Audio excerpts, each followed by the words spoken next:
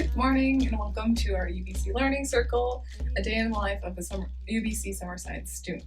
Today's conversation is presented in partnership with the Center for Excellence in Indigenous Health, and we'd like to thank the First Nations Health Authority for generously funding the UBC Learning Circle.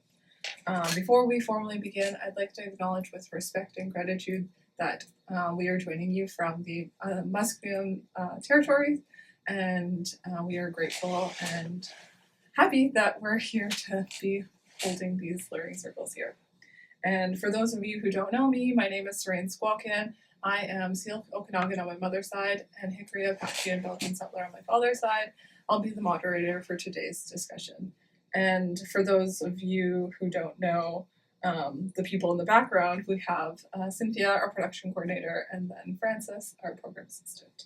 They'll be interacting with everyone in the chat. And finally, before we get into today's discussion, I'd like to provide a gentle heads up that the topics covered may be sensitive or emotionally triggering, so don't hesitate to contact a friend, counselor, family member, or anyone that's close to you to connect about anything. We'll also put some prompts in the chat. And now I'll turn it over to Kira to introduce herself first. Hi, so welcome to our Summer Science webinar today, and we're so excited to share some details about camp, and we'll have some time at the end for questions as well. So just introducing myself, Tanse Kira Ntsigatsuen Mia Nahio. Hello, my name is Kira. I'm mixed Indigenous. I'm Plains Cree on my mother's side and a member of the Sucker Creek First Nation from Treaty 8 territory, and then Irish on my father's side. I grew up on Treaty 6 territory, but I now work, study, and play on the territories of the Musqueam, Squamish, and Tsleil-Waututh peoples. This is my third year with Summer Science, and I'm really passionate about incorporating Indigenous perspectives into the realm of Western science, and hope to encourage more Indigenous youth to go into the sciences as it's such an underrepresented voice in the field, and that's something that our team and myself really want to amplify. Pass it to Georgia. Hi, I'm Georgia. I am in the leadership team with Kira, so we're both really excited to be the leadership duo this summer. I was born and raised on the unceded territories of the Katzie, Kwantlen, Matsqui, and Semiahmoo First Nations in what is now colonially known as Langley, BC. I'm non-Indigenous. I'm of mixed European settler ancestry.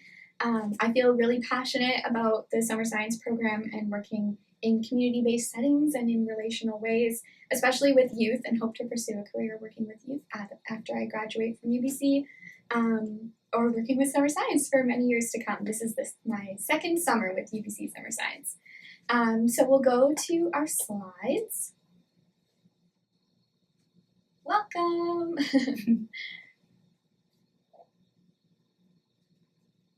That's me and Kira. So this year I am the program manager and Kira is working as the program coordinator. And these are our wonderful program assistants. From left to right is Kriana, Jess is second, and Ella and Naomi.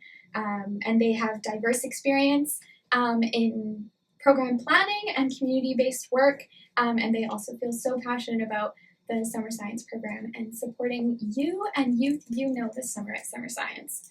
Kira and I are also very lucky to be working with 8 camp staff this summer, and our positions were just posted yesterday, so we're looking forward to connecting with UBC students and volunteers that would like to work with Summer Science this year.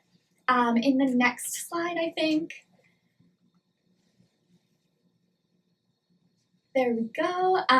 Yeah, most of our staff are Indigenous UBC students from diverse communities, and every year we have 2 camp counselors, 2 recreation coordinators, land and food coordinators, and dorm coordinators.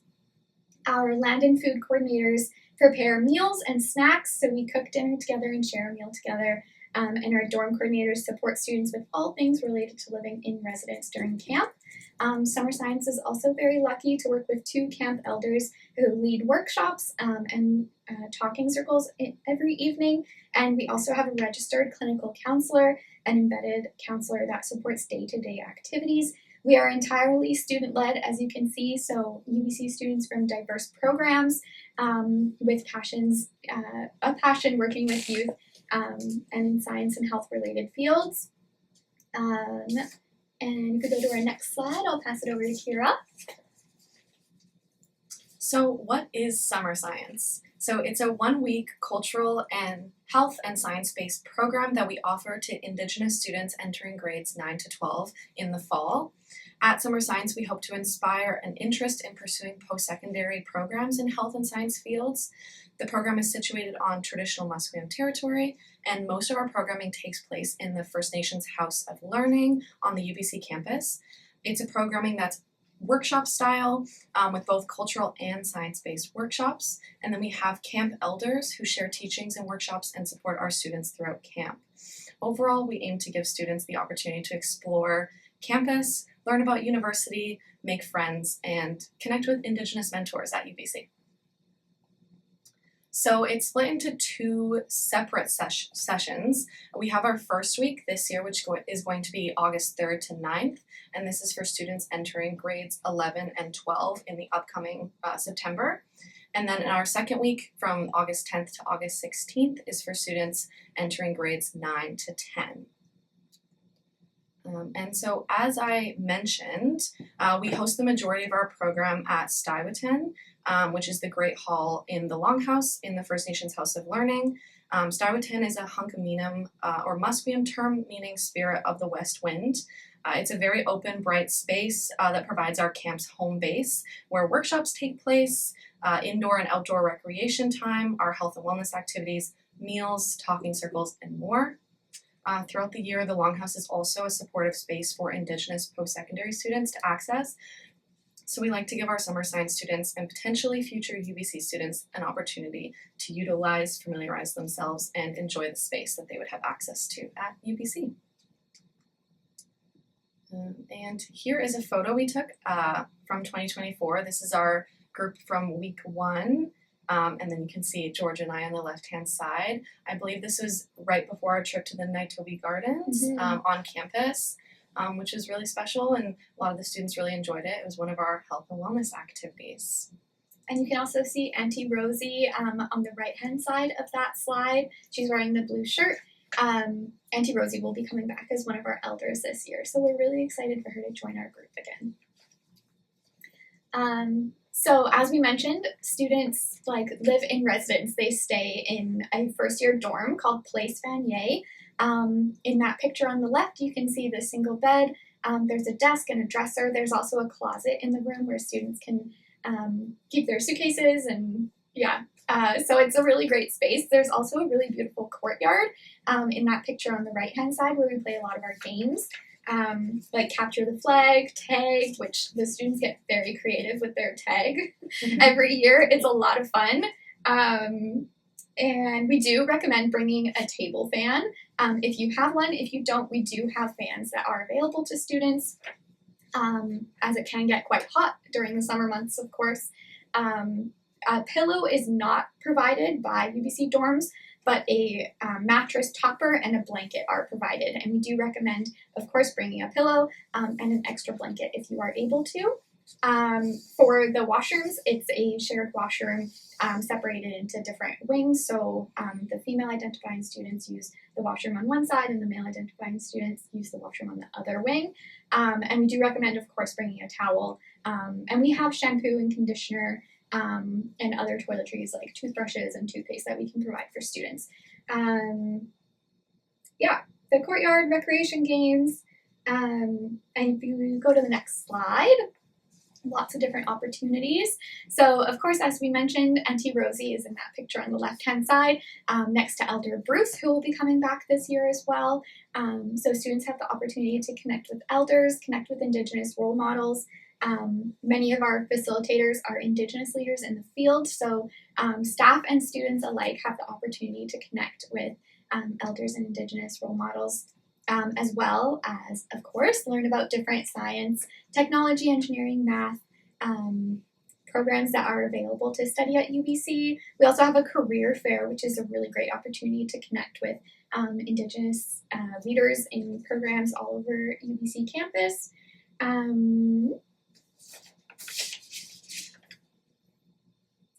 And if we go to the next slide, so learning about campus life, experiencing land-based learning opportunities. So that middle photo, Kira, Reppin, we attend the Witsitsum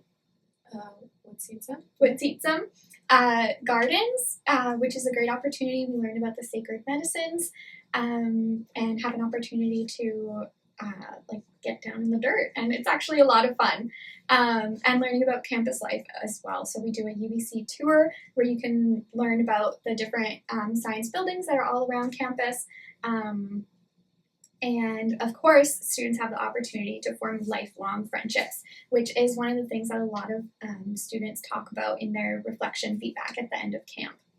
And if we go to the next slide, our Friday night grad is absolutely a highlight of the week. Students can wear their traditional regalia, they receive a certificate, and there's a little prize at the end of the week. Students join teams, so that's always exciting too. And we share a meal together, so you're able to invite your family, and we celebrate with camp staff and our peers, and we have Bannock tacos together. We also do karaoke and have a dance party at the end of the week, which is always a blast. The next slide has an example of our schedule. So as you can see here, there are two cultural workshops. So our drum making workshop, you can see one of our students' drums from last year. Uncle Wendell dyed the hides red, which was really cool to make our drums with a red hide. And then we will also have a Métis jigging workshop with Scott and Heather. Our 2024 manager, Tia, is in that picture on the bottom left. And that's a new workshop that we're incorporating this year. So we're really excited to welcome Scott and Heather to lead that workshop. And then in the second side, you can see the UBC campus tour.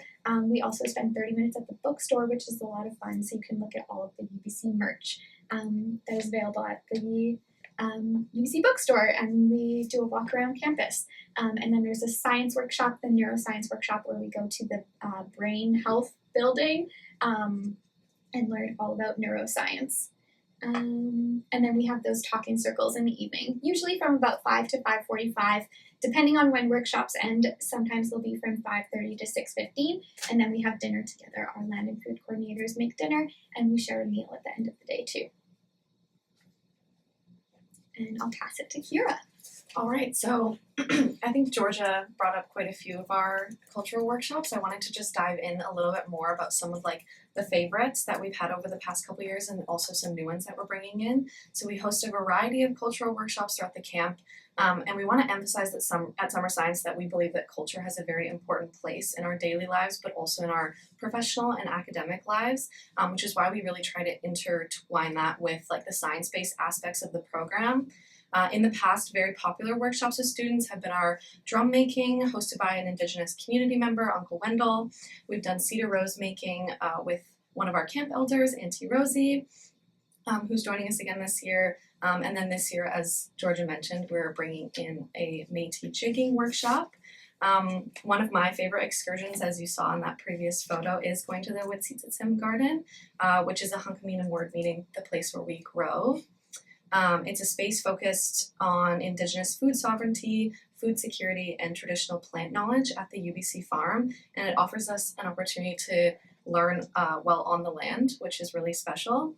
And every evening we also have our talking circles, which the elders usually bring in a teaching within them, and then it just gives the students a space to talk and either about their days or thoughts that they would like to share. People listen to their peers, and honestly there's been some very impactful conversations that have come out of those circles that I still hold with me today. And then going on to our STEM-based workshops, we host a variety of workshops that kind of can appeal to any scientific interests and fields in our programming. So students kind of get to experience something that they're already interested in, but also learn more about something that they love and explore a new area of science that they might not have considered or been exposed to yet. In the past, we've had the neuroscience workshop where you do a lab tour, and then there's actually a lab skills section that's very hands-on, and the same situation with Stem Cell Network. These are more like life science based and they're hands-on experiential learning opportunities. And then we also have lots of students who have come into the camp interested in medicine. So we host a workshop with medicine that includes a really fun virtual reality experience with human anatomy learning. This is another workshop that we've held every year, bridge making. It's definitely a favorite, which incorporates engineering concepts with a friendly competition behind it. And the students get really into it and they get very creative. Mm-hmm. It's great to see. Another great offering is our career fair. Georgia mentioned this. Yeah. We not only strive to have Indigenous facilitators and Indigenous faculty in our workshops, but then we to provide their respective perspectives in their fields. But we also at the career fair bring in as many STEM faculties and departments as we can with Indigenous student advisors to give students the opportunity to see what programs are offered at UBC and what admissions, a degree plan, or a career could look like for our Indigenous students. Just a bit of like an anecdote. In a previous summer science year, we had a student who learned about the NITEP program, which is the Indigenous Teachers Education Program, and something that the student had not heard about before, and found out at the career fair, and she's now a second-year student in this same program at UBC. So it's really cool to see that. Yeah. Moving on to some FAQs. So how do I get there and where do we stay? So Georgia mentioned earlier that it's an overnight program and we stay in the same dorms that the incoming first years would stay in. But in terms of getting to and from campus, this will depend on where you're originating from. Every year we have students who are dropped off and picked up by car, or we have students who are picked up and dropped off by staff from and to the ferry terminal and airport. By staff. So that will vary from person to person, which leads me into the next question about cost. For the entire week, we have a program fee of $200, which includes all meals and accommodations, workshops, etc., but it does not include travel, which is typically left up to individual students and families. However, our team feels it's very important to reduce access barriers to this program, so we don't want cost to be a barrier for attendance. So we have bursaries available for both the program fee and travel. There's actually a supplemental application included in the primary application that can be filled out optionally if needed. All right, and how do you apply for camp? So we have multiple routes currently to apply, the first being an online application through Qualtrics, which is structured like a large survey asking some related personal information and some questions about why you want to attend summer science. Another way you can apply is by downloading a copy of our application, and either you can email it to us at the summer.science@ubc.ca email or by mailing us a physical copy. So these options are all accessible on our website, and there's also a QR code at the bottom that can be scanned there. And on our next slide, we just talk about the reference letters. So at the end of the application, there is a question about a reference letter. So we encourage youth to ask a support worker, a teacher, a coach, a community leader, or a mentor to write their reference letter. We hope to read reference letters that are approximately 200 words or about half a page that describe your interests in school, your connection to your community, as well as how summer science would support you on your journey in cultural reconnection and your future academic or career interests. We have students come with diverse interests in all kinds of programs, so it doesn't need to be only STEM related. If you're interested in arts, if you're interested in education, like the NITEP program, the Indigenous Teachers Education Program, whatever it is that you feel passionate about, it's our job to support you in pursuing those passions.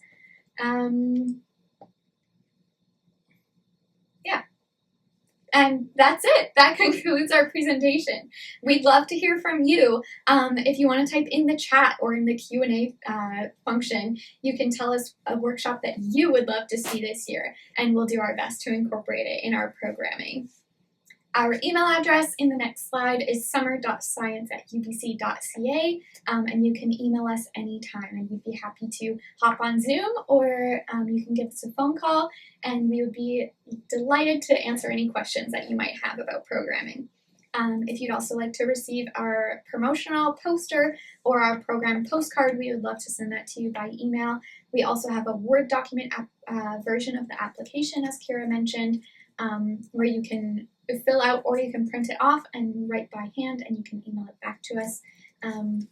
And if you would like to be added to our email list, we would love to add you to where we can every year send you our initial promotional email when applications open, usually in January or February. And that's it. So if there are any questions in the Q&A function or in the chat, we would be happy to answer them now. Oh, we also have a video that we can share. This is from week 1 last year. So our moderators behind the scenes, Cynthia, will play this video.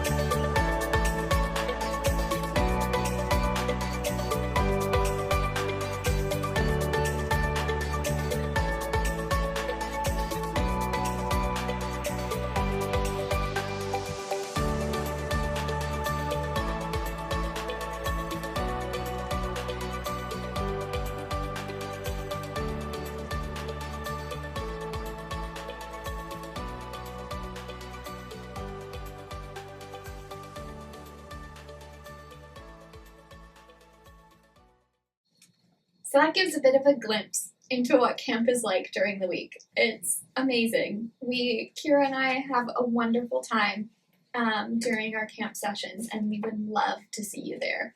You can scan the QR code in the bottom right if you'd like to go straight to our website, and you can look at the SSP applications URL page, and it'll take you straight to Qualtrics, or you can also download the Word document copy of the application and email it to us. So we'd love to see you. Any questions? Thank you. We have quite a few here. The first one is, what kind of science programs will we be able to learn about? You kind of mentioned a few of them. What was there any new ones?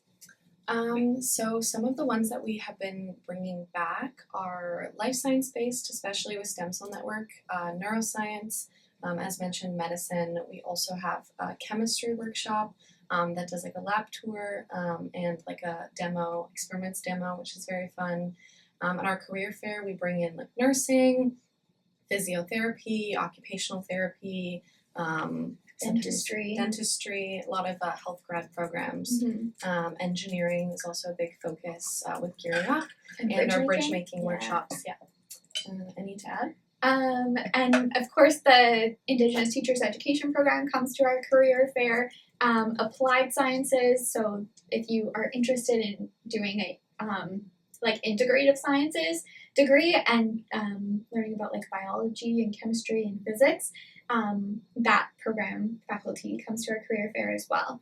And there's also a really fun interactive component, it's usually a surprise. So you'll have to come to Summer Science to learn about that engineering interactive component. Yeah. Cool. Just to add on to that, do you think you would add like environmental sciences to the program? Yes, that is being added to the career fair. One of our program assistants, Kriana, is in that degree right now. So if you have questions about environmental science, you can ask Kriana anytime. And Naomi is in the Indigenous Teachers Education Program. So environmental science is coming. There's also a program that's relatively new to UBC called the Indigenous Land Stewardship. So they will be at the career fair too. So I think we have like 12 booths at the career fair. It's a really great opportunity to walk around and meet Indigenous leaders in their fields of study. I think it would also be really interesting to see what an environmental science workshop could also look like. That's something that we can maybe conceptualize. Yeah, that would be cool. That is awesome. So our next question is, are there other activities besides the career fair to learn about different STEM programs? The workshops, they usually include a component that is like a PowerPoint. So they'll give a little bit of insight into what that program would include. Like if you wanted to study neuroscience, they'll do a presentation and a lab tour on what that would look like. Yeah, can you think of an... We also have the general admissions workshop that we typically do per year, where we get our Indigenous student advisors to come in and kind of talk about what applying looks like, what you would need for your application, relevant things like that, and then what programs are available. Yeah. Will the students be visiting any labs, or where will the workshops be taking place? The neuroscience workshop is in the Brain Health building. I forget exactly what the building name is, but we get to go to that like healthcare facility, which is super cool. And chemistry, there is also a lab tour in that. So you get to go to, I think, 4 different labs within the chemistry building on UBC campus. And see what the PhD students are working on. They kind of explain their projects and kind of different experimentation tools that they're using. And then they incorporate that back into the demo that they do later. Yeah. Cool. And then we have someone interested in medicine. Would this program be helpful for me, like doing the summer science program? Yeah, it absolutely would. The medicine lab workshop includes 4 different areas of study. So one of the really cool ones, the virtual reality, where you get to look at the brain and you can move it around in the virtual reality and pull it apart and look at different components of it. There's also a medical imaging component to that workshop where her name is Paige. She will show you what the career of drawing different bones and medical organs. Illustration. Thank you. Yes, which is super cool. Yeah, can you think of anything else for the medicine lab? Medicine lab. We also had a presentation on different like psychiatric ailments and illnesses, which was a really interesting presentation. And then back to the career fair, we do have the Indigenous advisor, Megan McGilvery from medicine, come in and speak to students, and she usually gives out t-shirts and like keychains and such. So there's a lot of swag at the career fair. Yeah, so I do really feel like it's summer science is a helpful program, not only in exploring what you might be interested in if you want to come to a post-secondary institution after you graduate high school, but also getting to connect with the Indigenous admissions team and different Indigenous facilitators in diverse programs of study. Cool. And so it sounds like there's a lot of things during the day. How about in kind of the evening around like 5:45? Is there anything after hours activities that you guys provide? So we typically have our talking circles before dinner. Sometimes they do have an after dinner depending on what the programming looks like that day. And it's usually a really good opportunity to wind down. And then obviously we eat, and sometimes we have like a dessert afterwards as well. And then we do usually like some rec time, or we will go back to the dorms early and give students free time to just decompress from the day, hang out with the friends that they've made. Entries. Draw or write in their journals that we provide. And just take a little bit of and we have board games too that we can play. So that's really fun too. We can sit in the lounges in the dorms, or if it's a really beautiful day, we can hang out outside until sunset and then go back to the dorms around 8:30 in the evening. Nice. That sounds like a fun day. Yeah. And then, how would you describe, or like, what was your highlight for the week in past summer sciences? Yeah, go ahead, Kira. Mine's definitely the Witsi Garden. It's just always special for me to go there. I learned so much, and just being able to get my hands dirty is really fun. Yeah, I think mine is making cedar roses with the aunties and students last year. I am not very good at it, but one of the students did a wonderful job, and it looked exactly like a rose. And the student was teaching the other staff and students how to use the cedar strips into making a rose, and that was a lot of fun. It's really nice to just sit in a group together and work on these workshops and spend time together. Forming those lifelong friendships is really amazing, not just among the students together, but the staff really works so well together as a team, and it's just a really amazing environment and experience to be part of. That's awesome. I would also add that our visit to the aquarium is very popular and always a highlight for me. I love going to the Vancouver Aquarium, learning so much, seeing all of the different animals.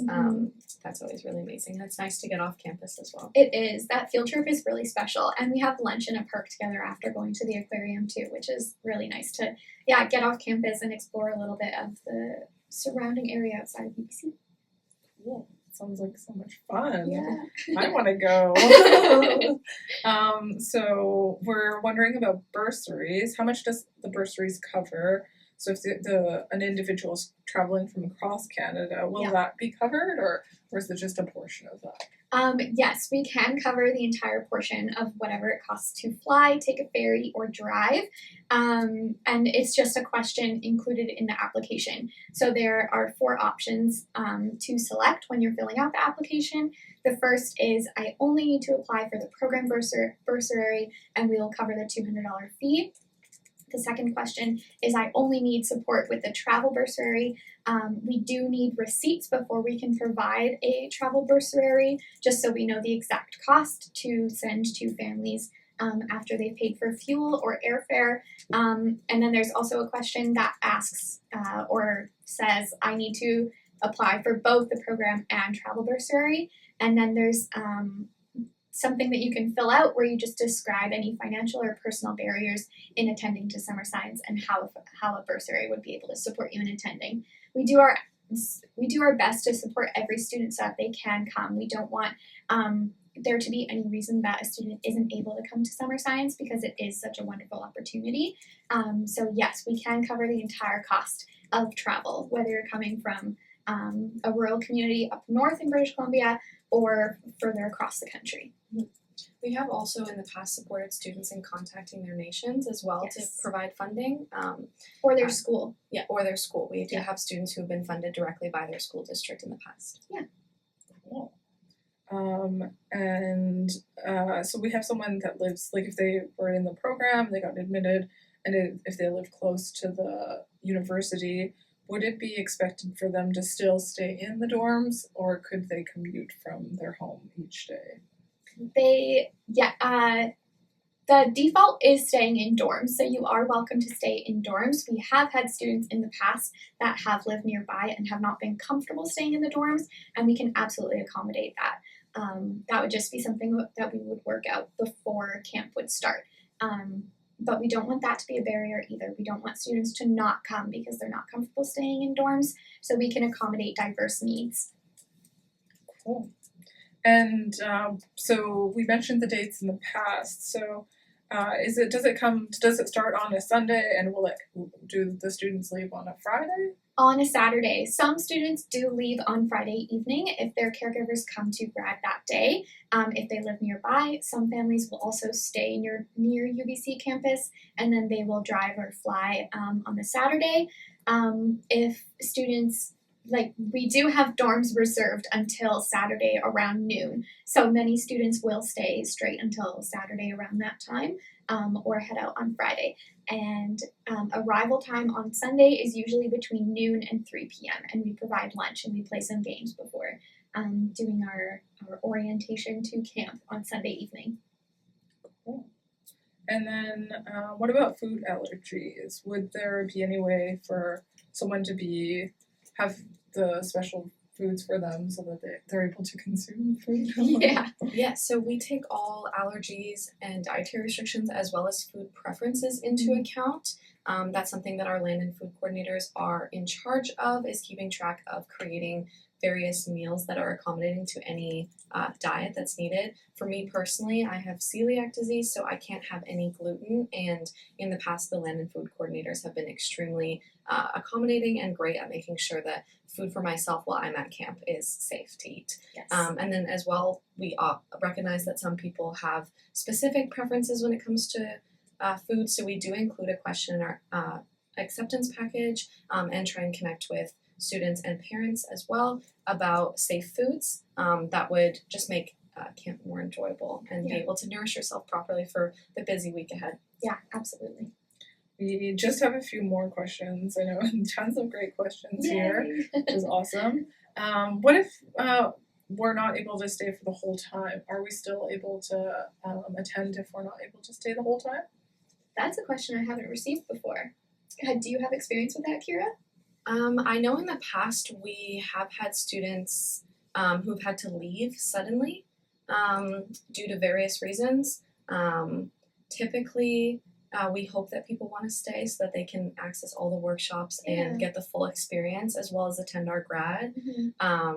But it would probably be on a case-by-case basis, I would say, just depending on what the situation is. Yeah. Cool.